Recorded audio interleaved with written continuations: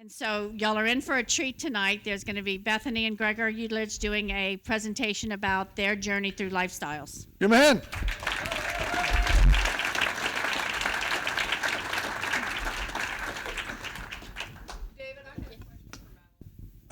Well, wait till we're going to do questions at the end, so we'll bring them back up for that then.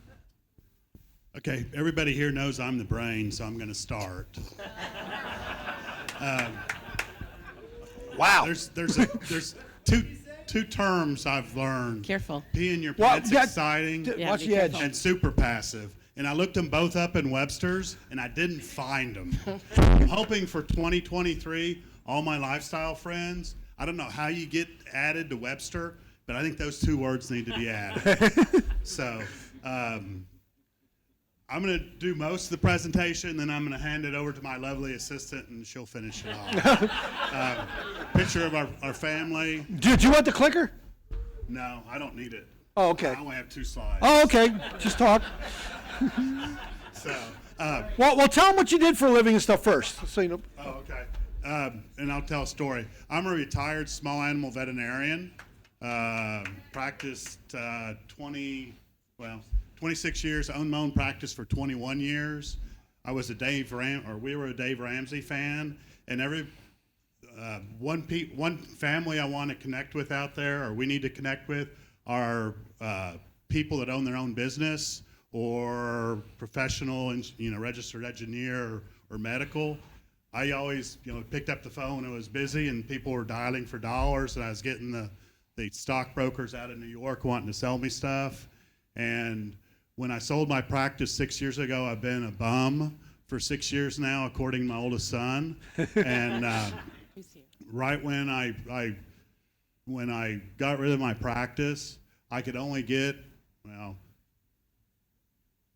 do I say it? I'm going to say it, around $1 million for my practice.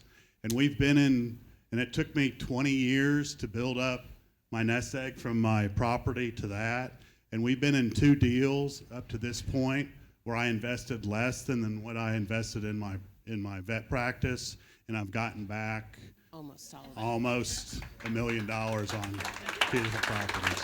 But I am a retired small animal veterinarian. And if this Aggie can do it and that Aggie can do it, anybody can do it. Is there a lot of Aggies here tonight? Or how many Aggies? Holy crap. Do we have to break out the crayons or what? We're a mixed marriage. I made the first bid, and she's tripled whatever I started with. We got our bear out there. Oh, Baylor Bear. Okay. Got all that part. Picture of our family, my oldest son, Keegan, and our daughter-in-law, Faith, Bethany, and then my youngest nuclear engineer down at A&M. Wow.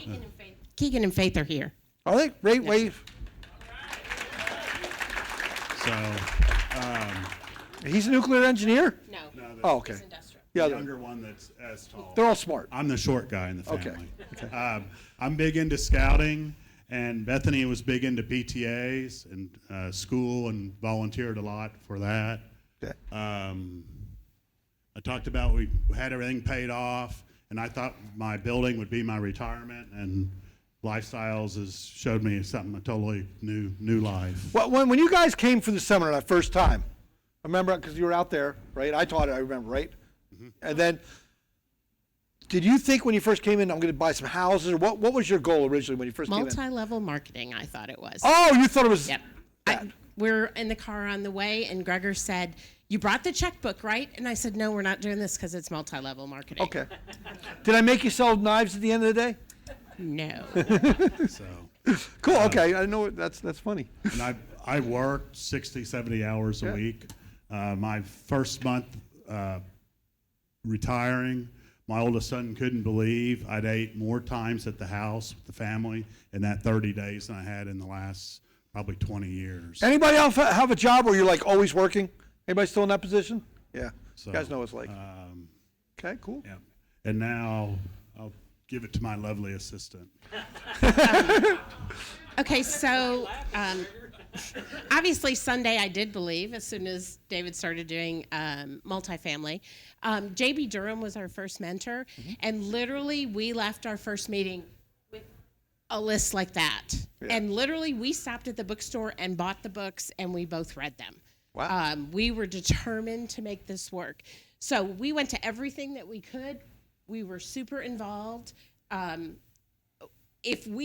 actually gotten texts saying, why weren't you at case study? We're in Florida. That's why.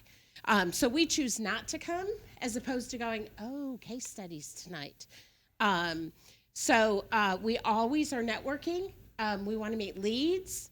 We want to know our leads before we invest with them, if at all possible. But we also want to know passives. I can't tell you how many times I've texted someone in Central Texas and said, have you ever heard of this lead? Mm-hmm. Or vice versa. You know, I get texts like that all the time. You know, do you know this Dallas person? So you'll learn this is like a family here, and they're like a little mother hens. They talk about everything. Yeah. Who understands that? But if you're investing your hard-earned money, you want to know about that person. So that's their way of doing research. And unlike a lot of passives, I read everything that you send to us. Mm-hmm. I read the financials. I read your report. I'll watch your webinar. And if I'm not on your webinar live, we'll watch the repeat. Okay. So we joined in 2015. We did our first 2 investments by June. And the first check, I felt like David Fisher. I literally was afraid to hand them the check. But once I got past that, we did 6 multifamily in 2015. And I want you to understand this, people. You know, you're putting your hard-earned money with somebody else. Yeah. You have to trust that person to be a good steward of your money. Now, there's lots of precautions that come with that Lifestyles teaches you, but when you're brand new, you're like, that sounds crazy, putting 25, 50, 100 grand into somebody else's deal. I understand that fear. I was actually so scared of our first deal that it was still fake that I went on to the appraisal district. I waited like a week after closing, and I went in the appraisal district to make sure that the person I wrote the check out to, BW whatever LLC, was the name on that property, because I wasn't convinced it wasn't in someone's name personally. I mean, so I'm definitely a double checker. So 2016, we sold the veterinary practice. Gregor retired. We got into 10 additional multifamily deals. So at that point, we were in 16. 2017, Gregor had inherited some money when his dad died. Mm-hmm. Plus, we had 4 multifamily sales, 2 of which had 100% plus annualized cash on cash. Annualized. So not just doubled our money, but annualized cash on cash. Yeah, that's pretty good. And wait, how much work did you do on those properties? I did read the financials. My point is, they put money in, they did nothing. Do you ever understand that? Yeah. I just got to understand what a passive is. Okay? Yeah. So we got into 12 additional multifamily deals. That's the point 2017 that our quarterly distributions met our goals and our spending. And they have done it ever since, including 2020. Once you get to that point, it just keeps snowballing. So at the end of 2017, we were in 24 deals. In 2018, we had 5 deals sell, plus 1 100% refi. We got all of our money back, plus we still owned the deal, and it was still paying us distributions. And so we got into 19 more deals, so now we're at 38. 2019, we had 4 multifamily sales plus 4 refis. We got into 10 more deals, now 44, et cetera. So we have a lot of people say, you know, well, I don't have the money to get into, we're currently in 60, well, actually we're in 64 deals because we had 1 close this year already.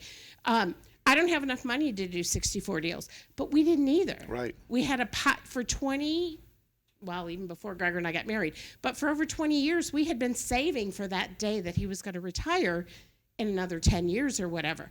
We put that money in. If you refi your house, you'll get another pot of money. You know, whatever it is you might be able to do, we just keep going. And then after that, we just keep reinvesting that money, as Mr. Pry likes to say, keep that seed corn money working for you. Now, here's the most important thing what they're saying, because I want you to think about this. Most of you are taught by a financial advisor, save up that $1 million or $2 million, then draw down at 4% till you run out of money and hope you die. Am I right? In their retirement, they are still doubling in retirement. Is that not powerful? So $1 million turns to $2 million turns to $4 million. You understand? And they're still making a distribution, and they're still being able to live the same lifestyle instead of going down in lifestyle. Because most of you have $1 million, you're drawing out at 4%. That's what they teach you. That's 40 grand a year. Well, if you made 200 grand a year, I don't know what he made, but my point is that's a lesser lifestyle. They didn't have to change it once things started going. Mm-hmm. Give me a hand. It's powerful. Oh, next slide. I'm sorry. We missed a slide. Did you miss a slide? You want me to go back? No, I guess. Okay. All right, next. I mean, there's so many deals that can't even read the bottom.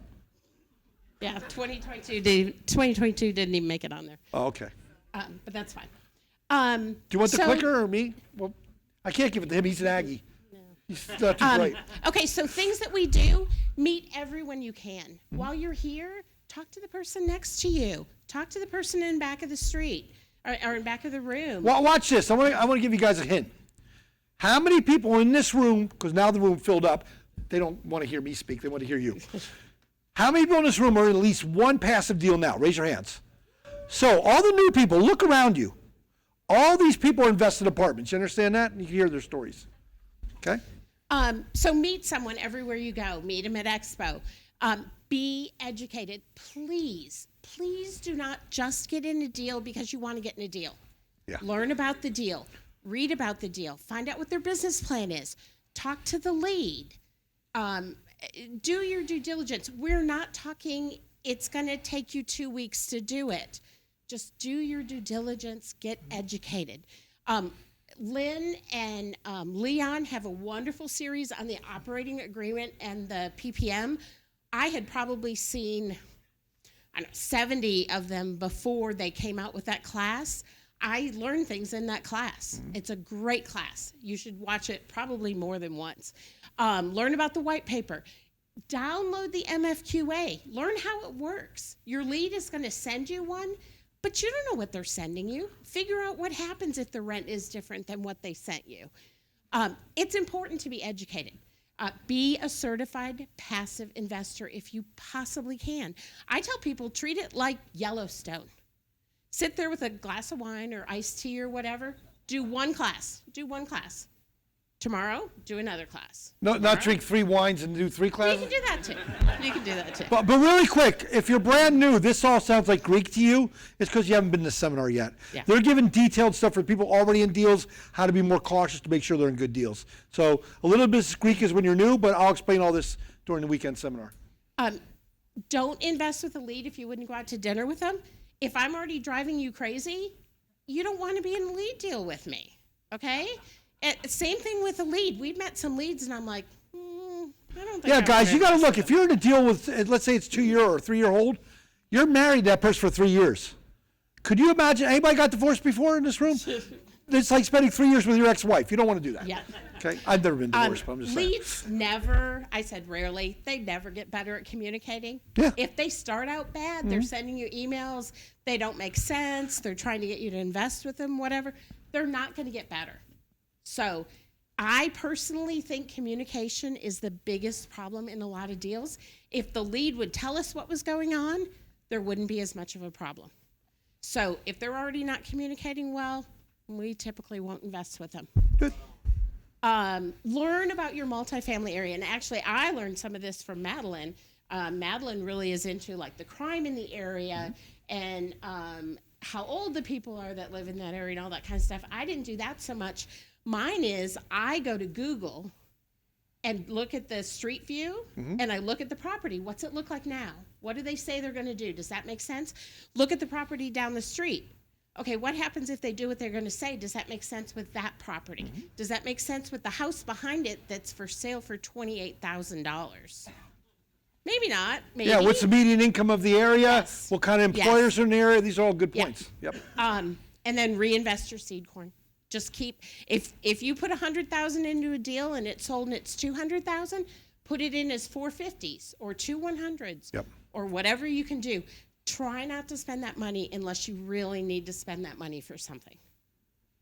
Yeah, you can spend the cash flow, but the doubling is for your next deal is what she's saying. That's what we live on. We have no W-2 income. This is what we do. They could qualify for welfare. We got the first stimulus check.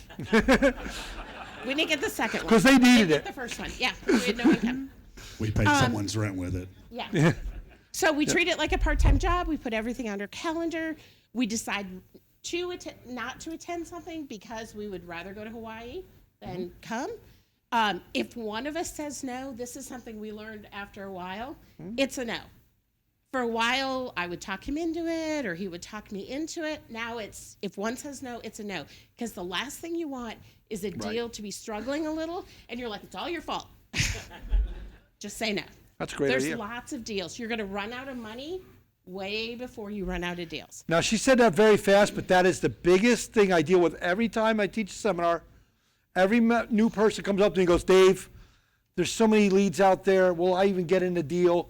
And I'm like, you will run out of money. And they don't believe me.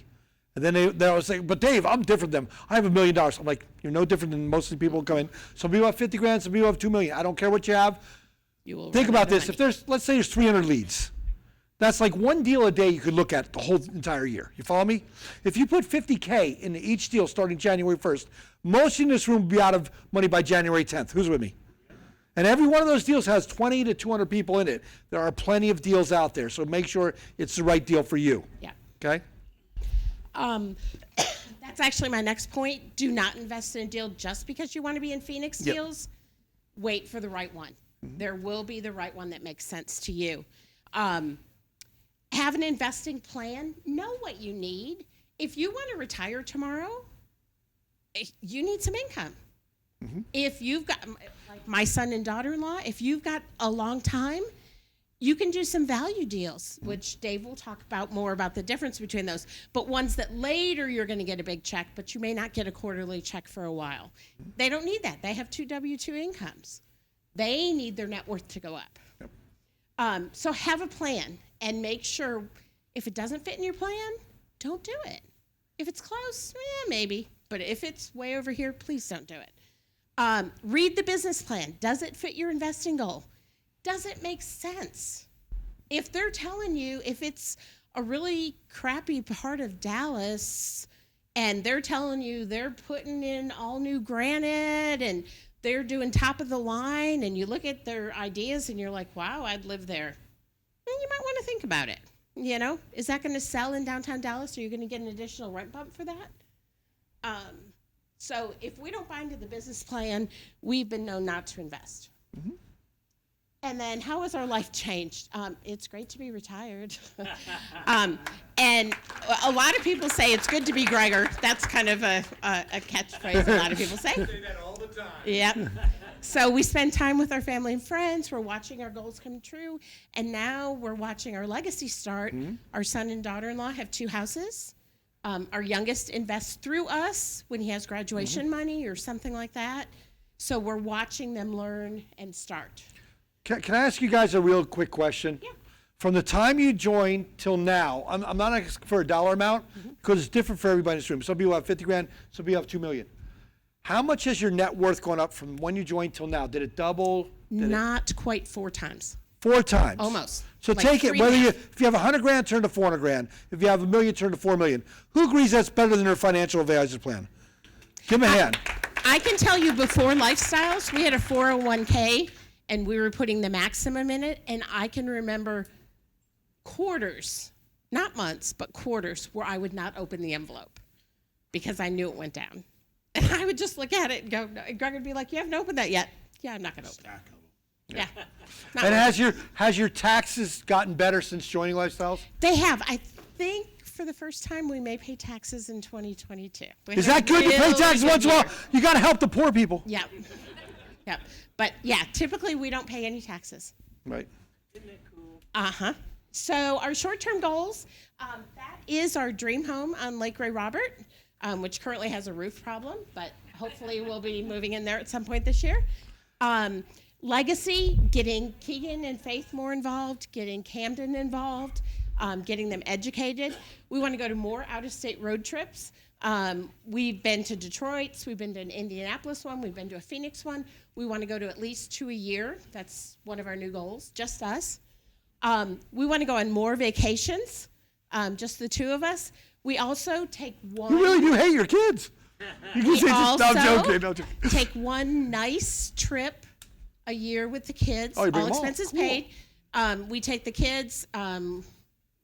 If our youngest, which he currently does, has a girlfriend, she's welcome to come as well. So we took a really nice trip to Florida one year, and we actually had the kids say thank you to the lead, for which they let us really do that, because that was a really good Paid deal. for it, yeah. We just got back from Maui, took the whole family. Isn't it nice you can pay for the whole family now? You don't have to worry about what things wonderful. cost for You us. don't have to It's think kind of about cool. it. Yep. And Gregor has a tendency to be frugal. I'll use that word. Not so much on things like that. So we're taking suggestions for 2024. Feel free to give me ideas of where to take the kids. And continue investing. Like Keegan asked me, is there a point at which you're done? I said, I hope I'm at the point where I can't read them anymore, or I don't know what's going on, that you're going to be doing it for me. Yeah. I don't intend to quit.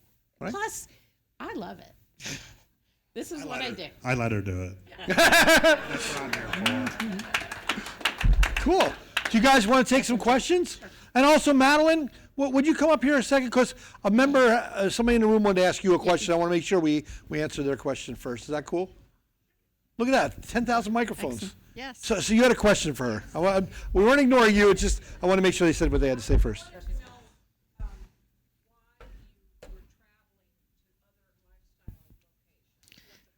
So the question was, she asked Madeline, why were you traveling to other lifestyles locations? What was the purpose of that? So when we first started, that was the only way to meet leads. And so I knew I wanted to meet them face to face because I wanted to get into their deals. And so I needed to look them in the face, have lunch with them, get to know them, to invest in their deals. Now we have something called Podium that you can connect with different leads, but we didn't have that at the time. We had to do it the old-fashioned way. So we traveled to Atlanta, Phoenix. Yeah, we had none of this virtual stuff where I put in all the cameras and stuff. That didn't exist till COVID. Thank you, COVID. See? Right. Yeah. Okay. Yep. Anybody else? Questions? There's all these passives and you don't have no questions. I have a question. There we go. Yes, sir? If I want to be a passive investor, what's the pathway to it? The question is, if I want to be a passive investor, what's the pathway to it? Told you. I mean, go to your 2-day, join, get educated, meet people, network. So Connect Mike, with you're already a preferred member, correct? Yes. Okay. So what you do is you get with a passive mentor, set up a 30-minute meeting with her, and she'll guide it. What do you want to be when you grow up? And then what you got to do is you go through your education. You email all these different lead investors, then you'll start getting deals. Then you got to decide which deal is the right one for you. And the number one That's thing the I think is fastest to connect with all the lead investors Yep. so you can compare the deals as they come out, because you will learn which ones to say no to as much as which ones to say yes. Hook up with you and you'll give me the. Well, not hook up. She's married with Frank, but you know. The second thing to do is Just, come yes, to just the road reach out trip to me next and we Friday. can schedule an appointment. Come to the road trip this coming Friday. Yes.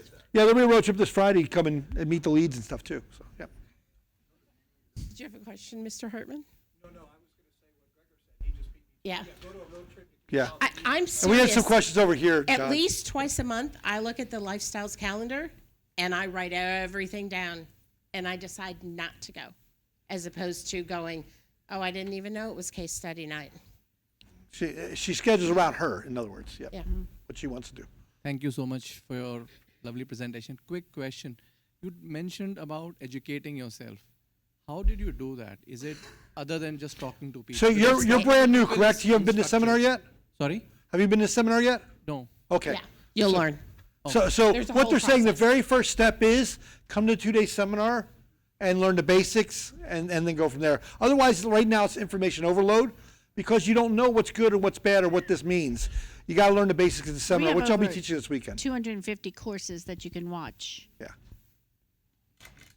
On demand. Yes. It's Over better and than over and over. Netflix. How has your investment strategy changed with the economy, how it's turned in the past couple of years? Has it changed at all? It has a little bit. Some of the returns, a lot of people are a lot more conservative because we don't know.